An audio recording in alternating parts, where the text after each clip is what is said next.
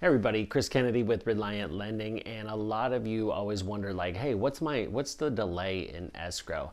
And there are a few things that can delay escrow. Actually, there's a whole lot of them, but just in summary, there are a few things, and one of them, it could be the buyer, right? So the buyer could leave town and didn't quite tell us.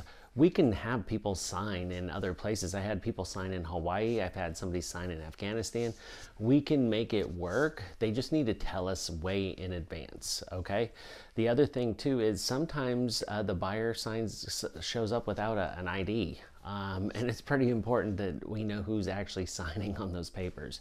The other thing too is sometimes the buyer will show up with a personal check. So we don't want that to happen. And then on the seller's end, there might be some judgments against the property that were hidden and don't know about. And believe it or not, the seller will also forget their ID as well. And so what can you do as an agent and as a buyer and as anybody in the doing a real estate transaction? And that is massive communication. Make sure you're telling absolutely everybody what is going on. It's the most important thing. And then also have a plan and work that plan. So if you are going out of town, not only tell somebody, but tell them where you're going to be so that they can set up the signing around you. If you don't have your ID, you lost your ID, make sure you go get a new one.